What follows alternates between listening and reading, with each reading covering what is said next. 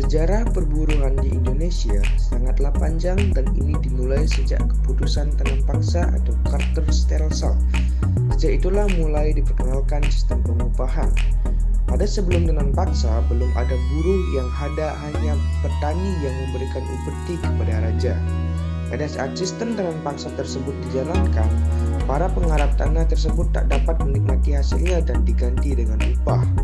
Dalam tatanan ekonomi maupun baik kapitalisme maupun sosialisme, tetapi dalam lingkup negara industri, buruh adalah penopang ekonomi negara.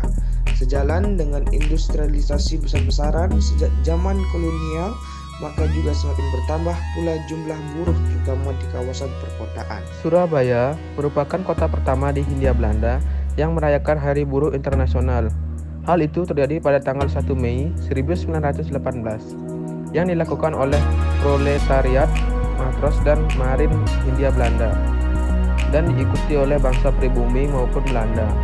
Peringatan ini mencerminkan situasi objektif Indonesia di mana terdapat semangat revolusioner yang tinggi dan perjuangan melawan imperialisme Belanda. Motif utama gerakan buruh yaitu pada tahun 1910 sampai 1912 merupakan musim paceklik yang dialami kaum buruh. Harga kebutuhan pokok melonjak hingga 96% sampai 90%. Namun naiknya harga pangan tidak diimbangi dengan naiknya upah. Hal tersebut malah diperparah dengan PHK massal serta terbatasnya akses ekonomi yang dialami. Ini merupakan akibat dari Perang Dunia Pertama.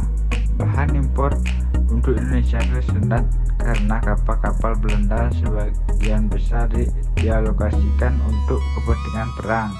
Selain itu juga Inggris melakukan embargo terhadap Hindia Belanda. Selain gerakan buruh, mahasiswa juga sangat berperan penting dalam periode pergerakan nasional. Masa buruh merupakan masa yang paling revolusioner karena selain memiliki kuantitas yang besar, buruh juga berhadapan langsung dengan penindasan yang dilakukan oleh kolonialisme Belanda. Pada saat itu para founding father tidak adalah organisatoris buruh yang tulen seperti Semaun, Soekarno, Tan Malaka, Sultan Syahrir, dan juga Dr. Sutomo. Maka bukan hal yang baru lagi semua partai politik di era kepemimpinan Soekarno berlomba-lomba untuk melebarkan sayap di kalangan buruh. PNI dengan SKBM, Serikat Kaum Buruh Marhem, NU dengan Sarbu Musi, Serikat Buruh Muslimin Indonesia, Masyumi dengan SBI, Serikat Buruh Islam Indonesia, dan PKI dan SOPSIS, Sentral Organisasi Buruh Seluruh Indonesia, yang pada saat itu merupakan organisasi buruh terbesar dengan memiliki lebih dari 3,5 juta anggota nasionalisi. Dengan bergabungnya serikat buruh ke dalam partai politik menjadi konsekuensi logis bahwa gerakan buruh yang dibangun bukan semata-mata gerakan buruh yang bersifat ekonomis, namun juga politis.